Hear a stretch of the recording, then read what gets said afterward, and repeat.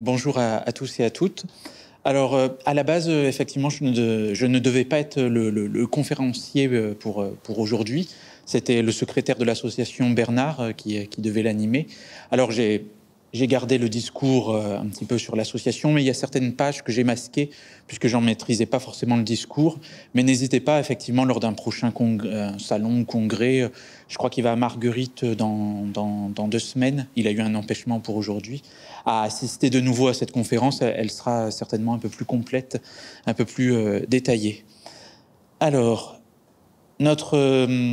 l'objectif de la conférence, effectivement, c'est de présenter l'association Les Jeunes et la généalogie autour justement de la thématique qui nous rassemble tous ici aujourd'hui, la généalogie, donc un pont entre le passé, le présent et le futur. Et bien entendu, cette passion est à partager avec les jeunes. Présentation effectivement de cette association qui est née il y a une dizaine d'années et dont la présidente est Evelyne Duré. Peut-être que pour ceux qui fréquentent les salons, vous l'avez déjà rencontrée, notamment elle est située en région parisienne. Disons que moi, habitant Draguignan, je suis le représentant le plus proche ici de Roquefort-les-Pins. Mais effectivement, elle est à l'origine de cette association qui est faite pour, par et avec les jeunes, et chez les jeunes. Oui, j'ai quatrième mot que j'ai oublié. Et donc l'association est affiliée à la Fédération française de généalogie dans le collège B et agréée, alors c'est très récent, hein, ça date d'il y a quelques mois, jeunesse éducation populaire. Donc déjà en ce moment on travaille pour développer un petit peu nos activités d'agrément, donc jeunesse éducation populaire. On espère aussi avoir l'agrément pour l'éducation artistique et culturelle, notamment avec le réseau Passe Culture. Ce réseau-là permet par exemple d'avoir un petit peu plus de contacts à travers alors notamment les écoles, collèges et lycées. Notre principale mission, donc, c'est de favoriser et encourager le développement de la pratique de généalogie, donc pour, par, avec et chez les jeunes. Alors pour ça, nous avons l'association, oui, effectivement, s'adresse à plusieurs personnes, déjà aux adultes. Ça a été mon cas quand j'ai rencontré Evelyne, c'était au congrès de Lille, je crois, il y a une dizaine d'années, 2011, il me semble. J'étais déjà adulte et j'étais intéressé et motivé, on va dire, pour accompagner les activités généalogiques auprès des jeunes. Mon métier, en fait, c'est médiateur culturel, c'est-à-dire que j'interviens aujourd'hui dans un musée, mais autrefois j'intervenais dans différents musées. Et notamment, donc, on reçoit différents publics et on reçoit bien entendu beaucoup de scolaires. Et la généalogie étant une passion, effectivement, j'étais également intéressé pour diffuser cette passion.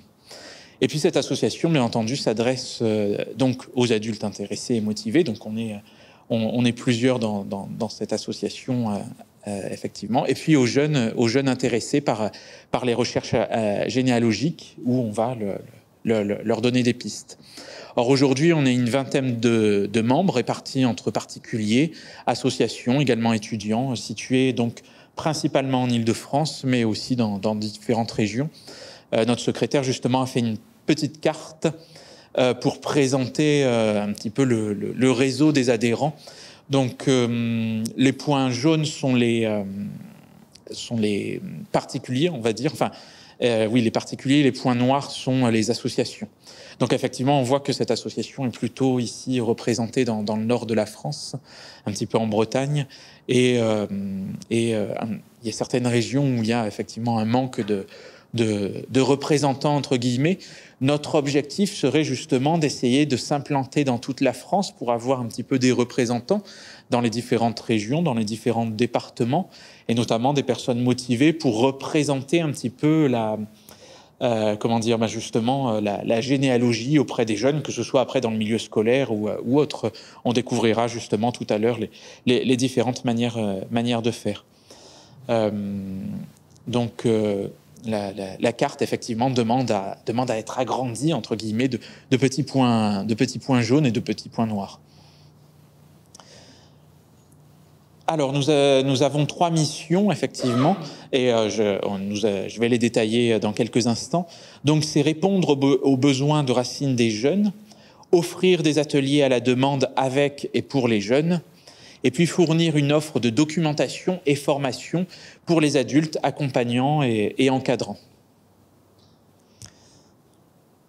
Alors, notre première mission, répondre aux besoins des jeunes. Alors, il y a plusieurs manières, effectivement, de répondre à ce besoin. Sur notre blog, vous trouverez justement plusieurs témoignages, oui, on en est sur une 40aine maintenant, publiés, donc avec comment je suis tombé dans la généalogie tout petit ou toute petite, effectivement. Donc, ce sont des témoignages, alors, de toute personne. Nous avons effectivement des témoignages d'adultes, de seniors qui ont commencé la généalogie il y a très longtemps. Donc ça permet aussi de voir que les pratiques changent finalement, puisque effectivement, pour une personne qui a 70, 80 ans, commencer la généalogie quand cette personne était petite, c'est différent de quelqu'un qui a aujourd'hui 30 ou 40 ans. Et on a aussi des très récents témoignages d'élèves ou de jeunes qui sont tombés dans la généalogie dès leur plus jeune âge. Et alors, par exemple, ici, l'épisode 34, c'est un élève qui est donc situé en Alsace, et son professeur, Monsieur Godmet, est membre justement de notre association, et son rôle, effectivement, est de diffuser, notamment dans son établissement scolaire, la généalogie auprès des jeunes. Donc la généalogie, c'est une réponse à la question fondamentale des origines, un bon moyen pour renouer le dialogue en famille et construire sa personnalité. Alors, on retrouve justement différents articles dans des magazines de journaux pour jeunes. Donc là, je vois que Bernard avait mis l'image d'Ocapi. Effectivement, moi, il y a une trentaine d'années maintenant, je me souviens qu'il y avait déjà des articles dans différents magazines qui existaient. Alors à l'époque, c'était le journal de Mickey, certainement. Il y avait un magazine Petit Loup qui donnait justement des informations aux jeunes pour débuter la généalogie. Et je pense que pour mon cas précis, ces articles de journaux pour les magazines jeunesse m'ont aidé justement à avancer, entre guillemets, une partie de ma généalogie. Un autre témoignage, ici on est sur l'épisode 41, donc ce sont des textes écrits par les jeunes. Donc là c'est le jeune Simon, effectivement, qui a témoigné l'année dernière, il me semble, oui c'est ça, en 2023. Et pareil, lui est effectivement un élève d'un club animé donc par le même professeur que tout à l'heure. Alors on trouve aujourd'hui beaucoup plus de livres effectivement liés à la généalogie. Et ici on prend un exemple donc de D'où je viens, moi, le livre de Denise Rebondy, une psychothérapeute, et qui justement accompagne l'enfant dans sa découverte de l'arbre généalogique, et notamment sur les questions familiales qui changent, entre guillemets, qui ont changé ces dernières décennies, et qui répondent justement à ceux qui forment les jeunes à trouver les bonnes solutions. Et ce livre est justement une des bases. Alors il y en a plein d'autres, hein, bien entendu, mais une des bases intéressantes pour répondre à cette question. Donc tout simplement, effectivement, on propose des arbres comme on en a tous fait, effectivement, avec des notions, voilà, les parents, la mère et le père, et puis la mère de ma mère, le père de ma mère, et ainsi de suite, qu'on peut nommer effectivement mamie, pépé, et qui donne une identité effectivement à la famille. Mais effectivement, donc là, on est sur une famille classique avec un enfant, peut-être ses frères et ses sœurs, et puis ses parents, grands-parents et arrière-grands-parents, puisqu'aujourd'hui, effectivement, beaucoup plus de jeunes ont la chance de pouvoir parfois rencontrer les arrière-grands-parents, et qui sont aussi donc des véritables mémoires vivantes pour la généalogie et l'histoire familiale.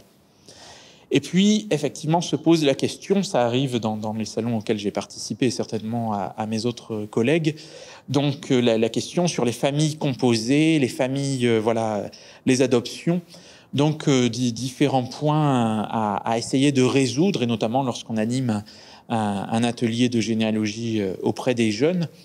Donc, on ne va pas exclure effectivement les familles recomposées.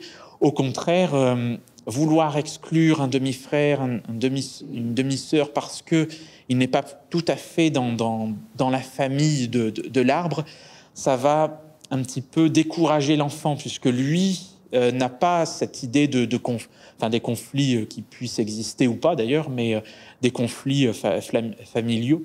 Donc si on lui refuse de mettre pour lui une demi-sœur, il va la considérer comme sa sœur, et si on refuse de la mettre dans l'arbre, il va pas forcément comprendre, et ça va peut-être aussi le détacher finalement de tout ça. Donc il y a plusieurs propositions, alors là c'est un exemple parmi tant d'autres, donc avec justement des ramifications ici. Donc l'exemple, c'est ce Quentin qui n'a pas vraiment connu son père, mais qui effectivement a un père, un beau-père effectivement, et les parents de ce beau-père sont peut-être aussi considérés comme des grands-parents finalement, et sont présentés dans l'arbre. Et ces questions, elles me parlent bien entendu, puisque moi je suis issu de de 4 grands-parents qui ont divorcé avant ma naissance. Donc j'ai eu presque, entre guillemets, presque 4 grands-mères et 3 grands-pères, donc plus ou moins. Donc forcément, je comprenais pas au départ, quand j'étais plus petit, pourquoi ces personnes qui sont dans la famille, on pouvait pas les... D'ailleurs, dans les arbres, j'avais commencé à mettre ces personnes qui étaient unies par les liens du mariage, même s'ils ne sont pas véritablement des grands-parents, ils avaient quand même cette fonction d'être proches effectivement de nous. Donc ça, c'est un exemple parmi d'autres. Il y a aussi cet exemple, effectivement, avec là, on est sur une véritable famille recomposée avec demi-frères, demi-sœurs, qui montre aussi les parents, les différentes ramifications, puisqu'on peut aussi tous bien s'entendre et puis finalement considérer des personnes comme sa propre famille. Autre cas aussi, c'est bien entendu les enfants qui peuvent adopter. Et ce sont différentes questions qui peuvent se poser lors d'un atelier autour de la généalogie. Alors, on peut répondre justement à ça, à différentes données. Ici, l'arbre de Maïté, donc c'est une rose avec vraiment une ramification, la tige verte claire, et celle de ses vrais parents, enfin parents naturels pour l'état civil, et puis effectivement en vert foncé les parents adoptifs, et qui ont aussi toute leur importance. Donc après, voilà, il y a plusieurs outils pour un petit peu contrer ces difficultés familiales. Et de toute façon, animer un atelier de généalogie signifie aussi avoir le consentement, entre guillemets, de la famille. Et s'il n'y a pas forcément consentement, pour éviter d'exclure parfois l'enfant ou les enfants, il y a d'autres manières, donc faire la généalogie d'une personnalité de la commune, par exemple, ou alors d'un ancien combattant, d'un poilu. Il y a d'autres, effectivement, pour ne pas exclure une famille qui ne souhaite pas que ces histoires finalement ressurgissent à l'école. Il y a d'autres parades, entre guillemets, pour initier, on va dire, la généalogie aux enfants. Alors, notre deuxième mission, effectivement, c'est offrir des ateliers à la demande avec et pour les jeunes. Alors là, nous avons quelques exemples, bien entendu. Il y a plein d'idées qui peuvent émerger, qui peuvent se développer. Alors, ces différents ateliers, donc bien entendu, il y a l'atelier, j'ai peut-être été un peu trop vite, bon, je laisse ici, l'atelier pour la découverte de la généalogie, l'atelier initial. Donc là, c'est pareil, tout dépend effectivement de l'animateur. Soit c'est la généalogie, si tout le monde est d'accord, de la famille des enfants, soit c'est effectivement, on va prendre une personnalité locale, célèbre, ça peut être aussi d'une star, voilà, de n'importe qui. L'idée, c'est effectivement d'essayer de montrer des outils pour avancer dans la généalogie. Et puis, bien entendu, autour de la généalogie, effectivement, il y a d'autres concepts. Donc ici, il y a l'atelier, effectivement, décrypter un monument aux morts, qui a beaucoup fonctionné, notamment ces dernières années par les commémorations des centenaires justement de la guerre 14-18 et qui peut être aujourd'hui aussi utilisé pour la guerre 39-45. Dans chaque village, il y a ce monument aux morts avec ses noms et puis il peut être intéressant justement de le décrypter et puis d'en analyser, puis d'en faire aussi une recherche familiale, généalogique avec les différents outils qui sont présentés. Donc cet atelier a notamment été animé par notre trésorier Jean-Marc qui lui est dans le secteur de la Bretagne.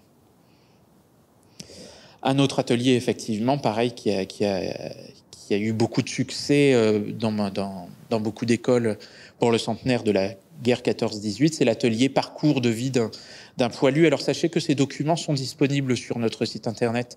Il m'en reste 2-3 sur mon stand, mais en version papier. Mais effectivement, vous pouvez aussi les télécharger sur notre site internet. Ces différents ateliers, ces différents documents, ce sont des A4 qui sont pliés en 3. Donc ici, parcours de vie d'un poilu.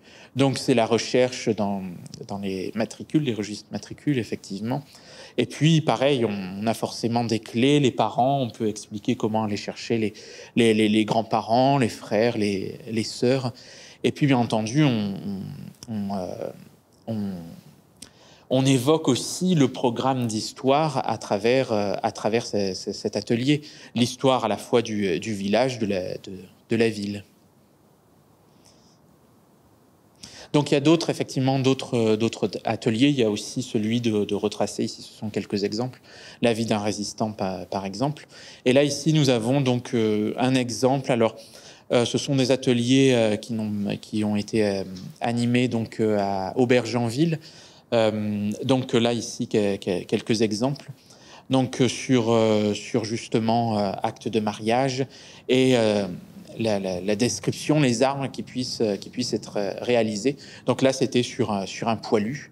Et effectivement, à retrouver l'acte de mariage de ses parents a permis effectivement de reconstruire un petit peu un premier arbre. Déjà, effectivement, avec les enfants, si on arrive à aller sur le secteur grands-parents, 3-4 générations, pour que ce soit leur propre arbre ou l'arbre d'un poilu, c'est déjà bien, c'est déjà une première étape. Et puis, même si ensuite ils peuvent arrêter la généalogie, peut-être que 3-4 ans après, ils vont redécouvrir ce qu'ils ont fait. Et puis, ça va leur redonner le goût de le faire. Ça a été mon cas. Là, je vais parler de mon expérience personnelle. Effectivement, j'ai commencé la généalogie, je pense, 8-9 ans. Et à un moment donné, j'ai arrêté finalement, ça a été rangé dans un tiroir. Et puis après, j'ai redécouvert à la lecture d'un article dans un journal. Et puis, j'ai réarrêté, j'ai continué. Et puis après, en étant à l'âge adulte, il y avait aussi la difficulté d'entrer dans les archives les archives départementales. Effectivement, un mineur n'a pas forcément l'autorisation d'y aller seul. Il fallait à chaque fois trouver un adulte, mais effectivement, il y a eu des périodes de généalogie, et puis ça ne veut pas dire que l'enfant n'en fait pas pendant 2-3 ans, qu'il n'est pas effectivement inintéressé. Ça peut revenir. Et puis même dans la vie d'adulte, hein, certainement qu'on a des périodes où on a plus le temps, certainement, dans notre vie, et puis où on va reprendre un petit peu la généalogie. Voilà un autre atelier, effectivement, découverte de la généalogie, parcours de vie d'une personnalité. Donc là, ça peut être une personnalité célèbre. Vous avez des exemples, notamment ici, Fernandel, Alexandre Dumas, Victor Hugo, par exemple. Par exemple, les collèges ont toujours le nom d'une personnalité célèbre. Donc ça peut être intéressant, effectivement, de refaire, ou même une école, ont des noms de personnalité également. Donc ça peut être intéressant une méthode de faire la généalogie de ce personnage. Et puis après, des personnalités plus locales, par exemple, également, c'est possible. Tout dépend effectivement de la localité. Découverte de la généalogie, donc de la vie d'un résistant aussi, qui est donc une autre manière, effectivement, plus sur la guerre 39-45. Et ici, quelques exemples, donc à Saint-Georges-des-Coteaux, avec une photographie Donc le travail peut se faire en plusieurs étapes, bien entendu, ce n'est pas forcément en 1 heure que tout le travail va être fait, donc il y a plusieurs interventions, notamment donc à l'école, en classe. Alors la question, c'est effectivement, il faut trouver aussi le contact, l'enseignant qui puisse être intéressé par cette démarche. Soit effectivement nos adhérents, certains sont enseignants, donc effectivement ils peuvent développer dans leur propre établissement ou dans un autre des clubs de généalogie. Et pour ceux qui ne sont pas forcément enseignants, il faut avoir aussi la démarche d'aller chercher effectivement l'enseignant qui est motivé. C'est pour ça qu'effectivement actuellement on recherche un petit peu pour ouvrir des portes. Et alors, ce sont des documents administratifs à remplir et à bien remplir. Donc, malheureusement, on essaye effectivement d'avoir le label éducation artistique et culturelle qui nous permettrait effectivement d'ouvrir des portes et d'avoir une visibilité donc sur le site Pass Culture. Le site Pass Culture, ce sont plusieurs propositions culturelles, de théâtre, d'un musée par exemple, d'un château, de sport aussi, que les enseignants ou même les jeunes, ils ont aussi une enveloppe pour aller au cinéma par exemple, peuvent avoir donc une enveloppe pour aller justement à un atelier de théâtre, de généalogie, pourquoi pas. Voilà, c'est une démarche que nous essayons d'avoir, pour justement ouvrir ces portes et avoir les enseignants. Donc oui, pour reprendre un petit peu cet exemple, effectivement, il y a l'intervention en école, et puis après, il y a la sortie. Donc là, c'est au monument aux morts, pardon, où effectivement, on va analyser ce monument, et puis faire des photos, et puis comprendre ce que c'est. Alors après, tout dépend aussi du cycle. Donc, selon le niveau, il va y avoir aussi des ateliers plus performants et plus sophistiqués entre guillemets. Donc ici, les 2 autres ateliers présentés pouvaient être pour un cycle 2 et 3. Celui-ci, aux archives diplomatiques, l'atelier pour le cycle 3, donc pour justement comprendre. Alors on est toujours sur le domaine effectivement de la recherche et donc visiter un centre d'archives qui est toujours intéressant. Donc les archives départementales aussi peuvent offrir des visites aux enseignants et de comprendre comment fonctionnent les archives, donc sur l'état civil, mais aussi découvrir tous les documents accessibles dans ces sites, et puis ici aux archives diplomatiques de la Courbeneuve. Hop, que je ne me trompe pas. Peut être proposé aussi des ateliers intergénérationnels d'initiation à la généalogie. Donc là, c'est vraiment les parents ou les grands-parents, plutôt les grands-parents d'ailleurs, qui viennent avec leurs petits-enfants et puis participent ensemble finalement à un atelier de généalogie sur la création d'un livret pour développer aussi la mémoire. Il y a effectivement plein d'idées à développer à ce niveau-là. Et ça peut être tout simplement dans une maison de retraite, effectivement, avec différentes personnes. Et ces ateliers justement intergénérationnels sont efficaces pour le devoir de mémoire, justement, pouvoir poser des questions, des clés aussi, pour que l'enfant puisse poser des questions à son aïeul, et puis les noter, les enregistrer, pourquoi pas aussi, et enquêter un petit peu plus tard sur la question. Donc après, il y a aussi souvent un produit fini qui est un arbre généalogique. Alors on va pas forcément utiliser des arbres pré-remplis. On peut proposer aussi à l'enfant de créer son propre arbre, et puis de prendre des photos qui aujourd'hui les technologies le permettent, de numériser une photo, de l'imprimer ensuite et de faire du découpage. Il y a aussi le travail manuel qui est important, puisque il faut aussi que l'enfant, notamment si là on s'adresse à un public donc de primaire, différentes disciplines justement pour qu'il puisse s'amuser entre guillemets, puisqu'il ne faut pas montrer non plus que la généalogie soit entre guillemets une corvée. Il faut aussi un amusement pour que l'enfant puisse s'épanouir dans cette recherche. Donc la généalogie, un puissant vecteur de découverte pédagogique et ludique, scolaire et périscolaire. Alors il y a quelques années, il me semble que c'était en 2015, à partir de 2014-2015, avait été mis en place dans toutes les écoles le temps d'activité périscolaire qui avait permis de proposer différentes activités, donc pareil, du théâtre, du sport. Et la généalogie, j'étais moi-même intervenu dans les écoles à proximité de chez moi en temps périscolaire sur les activités de généalogie.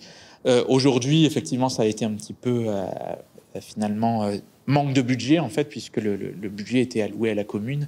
C'est quelque chose qui est moins mis en place.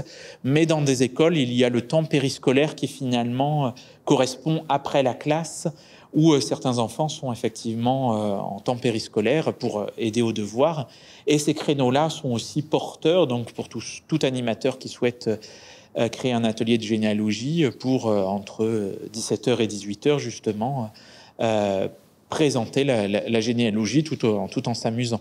Il ne faut pas que ça reste une discipline très scolaire, puisque effectivement c'est un temps plus convivial, entre guillemets. Alors, dans cette activité de découverte, il y a plusieurs effectivement objectifs. C'est rechercher des documents authentiques, explorer des archives. C'est toujours stimulant de découvrir, de voir un véritable acte, donc en mairie, en archives départementales. Dans la petite commune où j'habitais, quand j'avais mené un atelier de généalogie, la secrétaire de mairie, qui était aussi responsable entre guillemets, de l'école, m'avait été venue justement avec un registre avec moi, et puis elle l'avait présenté aux enfants. C'était toujours, voilà, ils sont toujours émerveillés par ces documents. Reconstituer son arbre généalogique et finalement devenir l'historien de sa famille, c'est donner un rôle à l'enfant. Et entrer en relation avec d'autres généalogistes. Pas de souci. Alors, une activité pédagogique multidisciplinaire par nature. Donc finalement, la généalogie, on retrouve la notion de temps, de chronologie, d'histoire. Dans les programmes de CE1, effectivement, il y a cette histoire de temps, de chronologie, et on parle aussi d'histoire des familles. Il faut savoir qu'en ce moment, justement, on reprend un petit peu les programmes scolaires pour essayer de l'adapter à nos ateliers, puisque les programmes scolaires se modifient régulièrement. Donc là, on est en train un petit peu de remettre tout ça à plat pour voir justement les différentes notions à aborder. On aborde la géographie avec la localisation, le milieu, la ville, le département, d'où je viens. Effectivement, on voyage en France ou ailleurs. Effectivement, on peut utiliser des cartes pour colorier effectivement le secteur d'où viennent ses ancêtres. Et puis, bien entendu, le vivre ensemble, la citoyenneté et la tolérance, ça peut être aussi abordé par les cours d'éducation civique. Il y a aussi bien le français avec la lecture, l'écriture, l'expression écrite, la compréhension, l'analyse, la déduction logique. Être généalogiste, c'est véritablement mener une enquête, donc ça stimule effectivement l'esprit de l'enfant. Les compétences numériques, il faut savoir calculer, bien entendu, pour faire la généalogie, ne serait-ce que si on aborde la numérotation SOSA. Et puis, c'est une activité, j'en ai un peu parlé, ludique, artistique et créative, avec il y a une infinité de possibilités de créer un arbre, pas forcément un arbre classique ensuite, donc on peut le faire, voilà, le professeur d'art plastique peut venir aussi intervenir finalement, donc il y a énormément de manières, et puis développer cet aspect artistique créatif. Des créations de mots croisés, mots mêlés aussi, par le jeu justement, ça stimule l'enfant. Et il existe de nombreux effectivement jeux de famille, de plateaux, d'énigmes, et même en extérieur, des jeux d'extérieur. Tout à l'heure, si vous souhaitez, sur mon stand, j'ai créé un petit escape game. Donc c'est une malle où il y a 2 cadenas à ouvrir. Donc il y a une enquête un petit peu à mener à l'intérieur. Alors, comme au départ, je voulais le sophistiquer un petit peu plus, mais comme je savais que j'étais tout seul, je l'ai un peu simplifié pour éviter justement et puis pour aussi le tester, on va dire. C'était une première création. Et justement, les escape games, dans le cadre de mon métier, j'en fais quelques-uns sur certains sujets. Et l'idée, c'est de trouver des mots-clés, alors, ou des manières de faire. Donc là, effectivement, dans cet escape game, dans cette petite malle, il est proposé de chercher une date dans un acte, donc une photocopie. Et ça permet de donner à l'enfant, ou à l'ado, ou même à l'adulte, hein, ces genres de jeux sont ouverts à tout le monde finalement, à faire sa propre déduction pour pouvoir justement avoir accès à l'information et ouvrir finalement le coffre final. Alors je ne l'ai pas amené ici, il était assez lourd, mais si vous souhaitez tout à l'heure avoir une démonstration, même essayer de le faire, où je peux vous montrer effectivement la déduction logique, n'hésitez pas à passer. Et puis, il existe aussi, oui, pour les jeux de famille, de plateau, d'innombrables jeux qui se créent depuis quelques années, effectivement, pour amener justement la généalogie à travers le jeu. C'est souvent comme ça que l'enfant s'intéresse, effectivement, dans le cadre de mon travail, pour différentes thématiques liées à différentes notions. On va créer des jeux plus ludiques, puisque si on fait une véritable visite guidée, ça devient vite, pour l'enfant, pas soporifique, mais ennuyeux.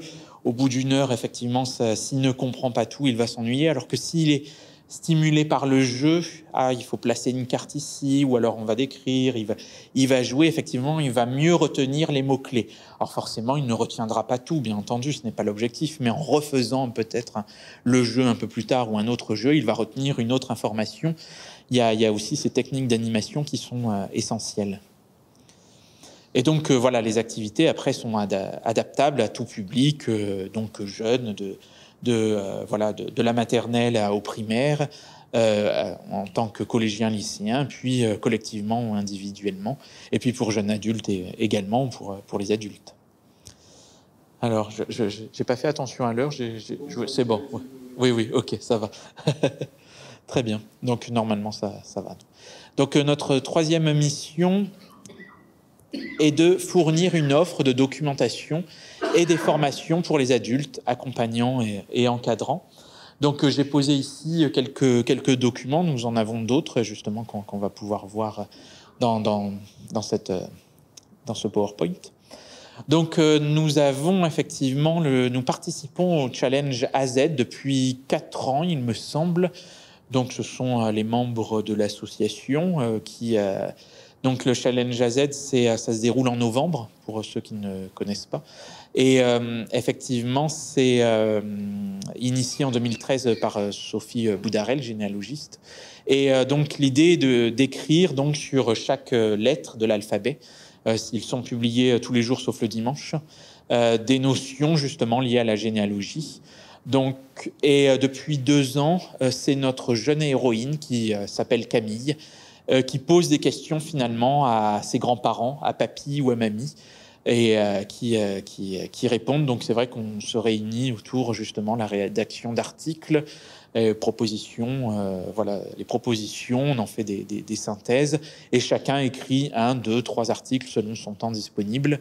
Et effectivement, tous les ans, donc là va être le fameux challenge AZ 2024, on va avoir Camille de nouveau qui revient. Alors on évite d'utiliser les mêmes mots, donc c'est pour ça il faut trouver... Alors, pour les lettres A, B, c'est facile. Pour les lettres Z, X, on commence effectivement à ne plus forcément avoir de ressources, mais je crois qu'on a réussi à trouver encore.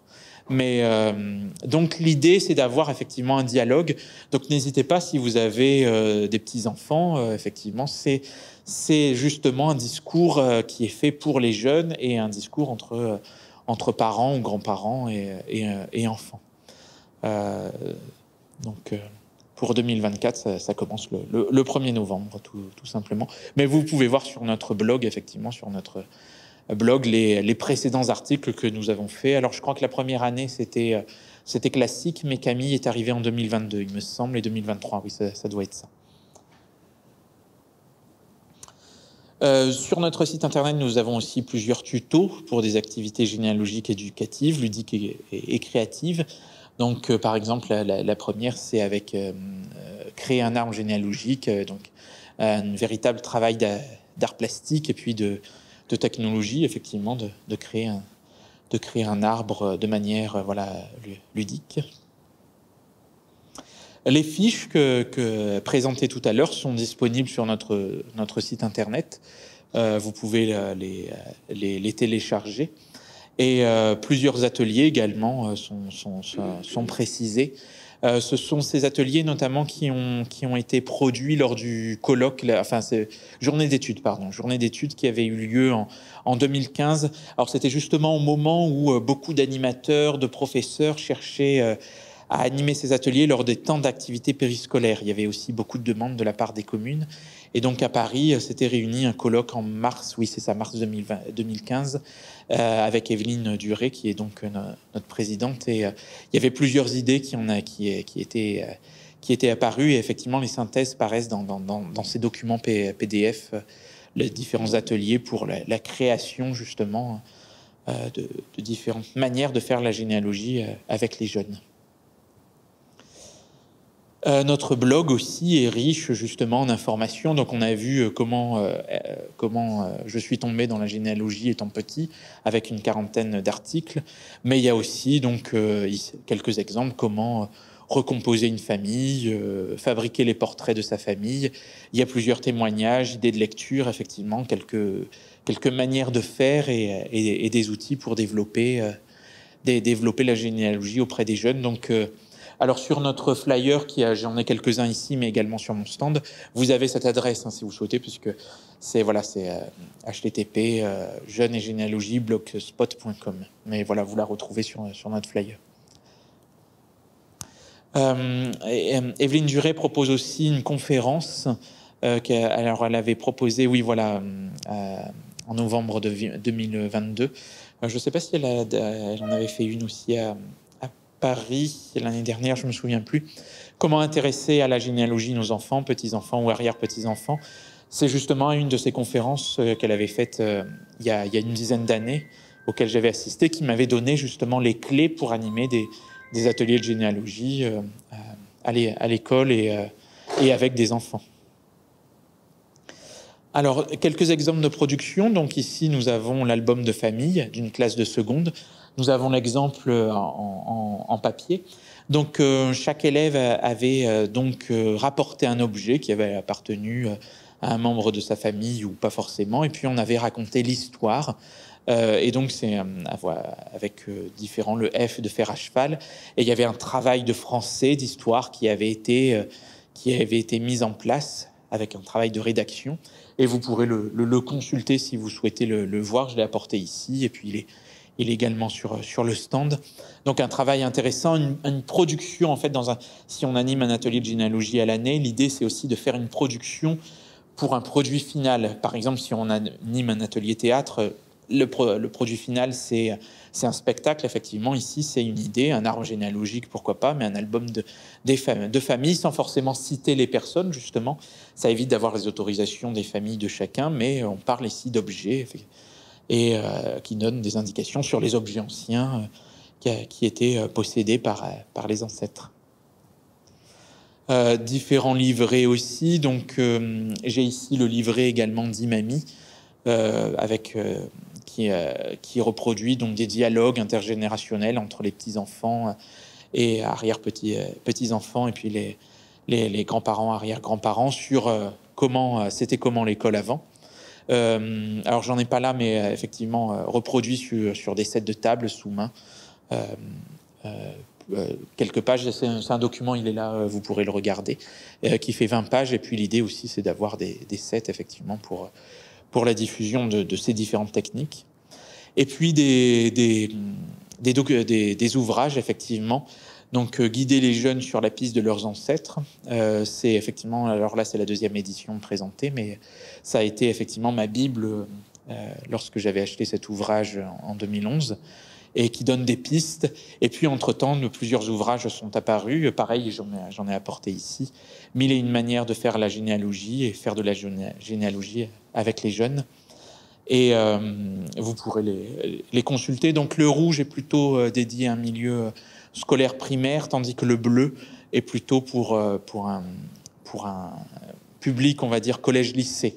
Et donc, coécrit Evelyne Duré et Yannick Doladil, présentés effectivement, et qui donnent des pistes, des fiches d'activité, et mille et une manières de faire la généalogie. Effectivement, il y a plusieurs personnes qui avaient animé des ateliers, notamment sur ces fameux NAP, nouvelles activités périscolaires, donc dans les années 2014-2015, et effectivement, Evelyne avait interrogé ces animateurs sur leur méthode et leur savoir. Effectivement, ça regroupe plusieurs techniques. Donc, que plusieurs techniques de production d'arbres. On n'est pas obligé de faire l'arbre classique, effectivement. Et comme on dit, il n'y a pas forcément de cases vides, il y a seulement des cases sans nom pour le moment. L'objectif, c'est pas de remplir l'arbre tout de suite chronométré, bien entendu. Il faut vraiment prendre le temps de construire l'arbre. Ça peut prendre avec les enfants toute une année. On peut créer 4-5 ateliers, mais répartis sur l'année. Au contraire, c'est le mieux justement de prendre son temps. Plusieurs exemples, donc là, cette fois-ci, tirés de faire de la généalogie avec les jeunes. Et puis, effectivement, nous sommes souvent présents à certains salons et sur les réseaux sociaux. Donc là, quelques exemples. Donc, c'est pas forcément toujours les mêmes personnes. Comme vous avez vu sur la carte du début, Bernard et moi, on est surtout sur le secteur sud. On s'était retrouvés une fois à Moguio tous les deux. Lui monte jusqu'en Dordogne, par exemple. À Hennebon, c'est notre trésorier Jean-Marc. Et puis à Paris, c'est François ou Evelyne, effectivement, qui interviennent dans ces salons parisiens. Et pour nous contacter, donc vous avez ici les contacts qui sont repris effectivement dans notre flyer. Et je laisse prendre les photos si vous souhaitez aussi. Et je crois que c'était l'avant-dernière page, puisque la dernière, c'est la même chose. Et merci pour votre attention. Des questions, je vais laisser celle-ci. Voilà. Merci de votre attention. Et puis si vous avez des questions, alors... Merci, c'était vraiment très, très informatif en tous les cas. J'ai appris plein de choses. J'ai une question pour vous. Vous avez parlé du nombre de... Vous avez une vingtaine de membres en France. C'est quoi le profil des membres? C'est des profs d'histoire? C'est des enseignants? Ou c'est des gens comme vous qui ont une passion de la généalogie et qui participent avec les écoles? C'est quoi les profils des membres que vous avez? En fait, on est de toute catégorie, j'ai envie de dire.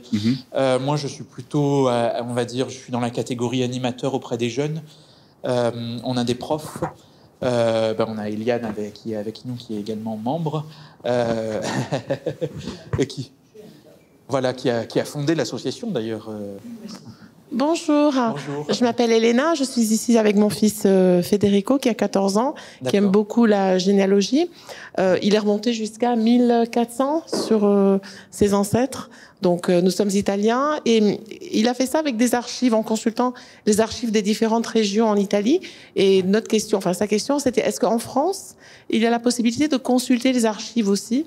Parce que, voilà, on n'a pas forcément de personnes françaises dans notre ancestry, dans notre arbre généalogique, mais on se posait la question si c'est possible d'entrer dans les archives en France, dans les archives pour faire des recherches. Oui. Question technique. Bien. Alors, En ligne, oui. Ah, en ligne, oui. Après, dans les archives, effectivement, pour faire les recherches, il faut être accompagné d'un adulte. Encore que faudrait vérifier, mais dans mon cas, quand j'y suis allé en étant jeune, c'était en mairie, on m'avait regardé avec des yeux, qu'est-ce qu'ils voulaient, qu'est-ce que je souhaitais, mais effectivement, c'est possible d'aller aux archives avec des jeunes. Au contraire, maintenant, les écoles sont de plus en plus accueillies par les archives départementales, et il y a des actions qui sont mises pour les accueillir. Voilà. En ligne, ah bah oui. Il a fait sur plusieurs régions en Italie, Sardaigne, Piémont, plein de régions, et puis il est parti. Ah oui, en ligne, c'est accessible à tout le monde, bien entendu. Ah oui, en ligne, l'accès est totalement libre, oui, donc il n'y a même pas d'identification. Oui, ah ok, oui, d'accord. Vous n'avez même pas besoin de faire d'identification. La notion de famille évolue pas mal. Est-ce que vous pourriez parler un petit peu de difficultés que vous rencontrez, de réactions un peu épidermiques? Je ne sais pas justement, est-ce que vous en rencontrez ou pas en fait? peut arriver qu'il y ait certaines familles qui ne souhaitent pas qu'on mette le nez dans leur généalogie. Mais c'est pour ça qu'il y a une parade aussi. De toute façon, débuter un club, on demande l'autorisation de la famille pour remonter l'arbre. Et si on voit qu'ils n'autorisent pas, on ne va pas faire le psychologue, on ne va pas aller chercher pourquoi. Et voilà, tant pis, peut-être une prochaine fois, une prochaine année. Voilà, c'est ça. Voilà, c'est ça. Ça peut être une difficulté. Oui. Et si ça fait en classe, on va faire la... Voilà. Oui. Mais c'est rare, oui, voilà, c'est ça. Oui.